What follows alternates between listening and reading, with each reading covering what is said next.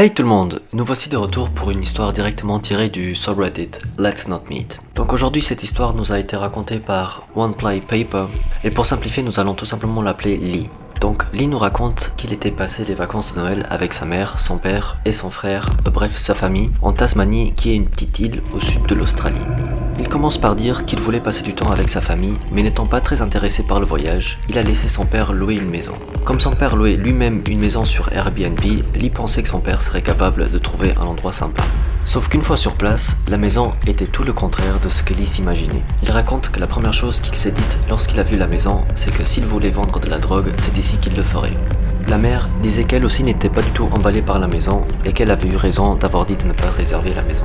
Ensuite, Lee décrit un peu la maison. Il dit que c'était une maison assez défraîchie, la peinture s'écaillait, qu'on pouvait voir de la rouille sur le toit de la maison et que le côté de la maison était envahi de plantes qui poussaient un peu partout. Il évoque aussi un détail assez important, c'est qu'il n'y avait que 3 entrées pour entrer dans la maison.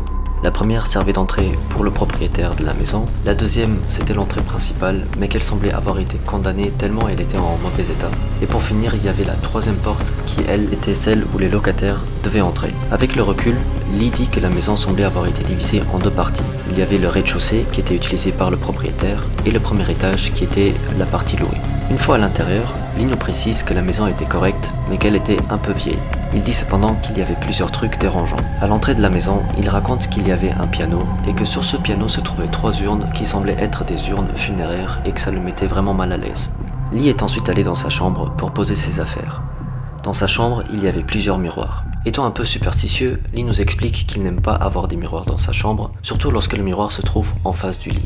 En voulant déplacer le miroir, il remarque que derrière celui-ci, il y avait une porte qui s'est entrouverte quand il l'a déplacée. Pour Lee, tout ça commençait à faire un peu trop et il est donc allé voir son père pour demander à changer de chambre. Il décide donc que Lee irait dormir avec sa mère et que le père et son frère iraient dormir dans cette chambre.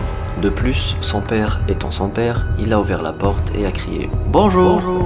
Lee raconte qu'il était jeté un coup d'œil et qu'il a pu voir que c'était vraiment mal entretenu et qu'il y avait de la poussière un peu partout. Afin de rassurer tout le monde, le père décide de bloquer la porte avec une chaise et une de leurs valises. Lee raconte ensuite que la journée s'était bien passée et qu'une fois la nuit tombée, Lee n'étant pas encore fatigué et ayant encore quelques mails du boulot, il décide d'en profiter pour avancer dans son travail. C'est autour de 23h30 que les choses bizarres vont commencer à se passer.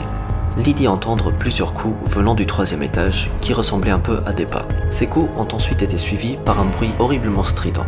Il décrit le bruit comme étant un métal qui grince sur un autre métal. Ce bruit était tellement fort que Lee dit qu'il avait eu l'impression d'avoir un train qui passait à l'étage au-dessus. Il dit ensuite que ce bruit a duré environ 30 secondes. Paralysé par la peur, Lee dit qu'il s'attendait à ce que quelqu'un de sa famille vienne le voir pour vérifier que tout allait bien. Mais personne n'était venu.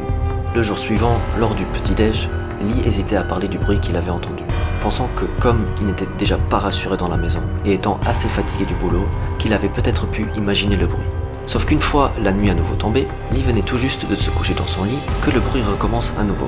Cependant, il dit que cette fois sa mère s'était elle aussi réveillée à cause du bruit et que tous les deux étaient paralysés par la peur. Alors que le grincement résonne encore, le père vient voir si tout allait bien. Après 30 secondes, le bruit s'était à nouveau arrêté et tous décident d'aller dormir. Lee raconte ensuite qu'il était en train de s'endormir quand il a à nouveau entendu de légers coups au-dessus de lui. Au matin, la famille décide de parler du bruit qu'ils avaient entendu la veille. Lee leur raconte que le même bruit s'était déjà produit la première nuit. Étant le dernier jour, la famille a dû faire leur valise pour partir. Notre protagoniste explique qu'ils n'auront jamais découvert l'origine du bruit. Dans le chemin du retour, Lee précise également qu'il a remarqué que son père avait un peu l'air perturbé. Il lui demande donc si tout allait bien et son père répond que maintenant il allait mieux mais qu'il n'avait pas bien dormi de la nuit. Lee lui demande ensuite si c'était à cause du bruit et son père lui répond que le bruit ne lui avait pas du tout dérangé comparé à l'autre truc qu'il avait remarqué. Il avoue ensuite à la famille que quelque chose de très bizarre s'était produit.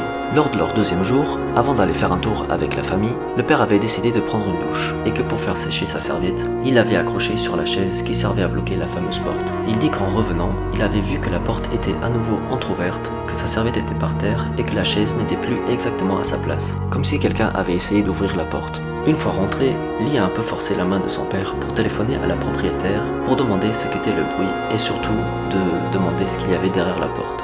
La propriétaire répond que derrière la porte se trouvait la pièce où elle stockait des œuvres d'art et que le bruit était tout simplement un opossum. Pour ceux qui ne savent pas ce qu'est un opossum, en gros il s'agit d'un animal qui a un peu l'apparence d'une souris mais qui a la taille d'un chat. Lee dit qu'il n'a jamais cru la propriétaire car le bruit n'était pas du tout un bruit qu'un animal au même un être humain pourrait créer, et donc il finit par conclure qu'il ne voudrait plus jamais retourner dans cette maison. Voilà, c'est tout pour cette vidéo d'aujourd'hui. N'hésitez pas à vous abonner à la chaîne et à bombarder le pouce bleu. Activez aussi la cloche si vraiment la vidéo vous a plu. Et d'ici là, je vous dis bonjour.